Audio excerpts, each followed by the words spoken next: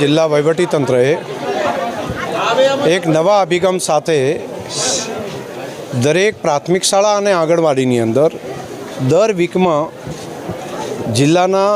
100 જેટલા અધિકારીઓ દર વીકમાં એ શાળાની મુલાકાત લે, 2 કલાક જેટલો સમય ત્યાં રોકાય અને ત્યાંનું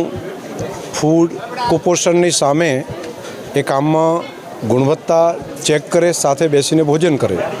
અને તે સિવાય શાળા કક્ષાએ ક્વોલિટી એજ્યુકેશનની બાબતમાં પણ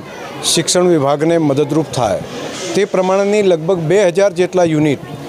ખાસ કરીને પ્રાથમિક શાળા અને આંગણવાડી એ બધામાં સ્વૈચ્છિક રીતે આ કામને એક મિશન તરીકે ઉપાડ્યું છે. જિલ્લા વહીવટીતંત્રને હું હૃદયપૂર્વક અભિનંદન આપીશ કે ખૂબ સારું કામ આ હાથ ઉપર લીધું છે. આજે કુવાડા ગામની અંદરથી અમે આ કામની શરૂઆત કરી છે.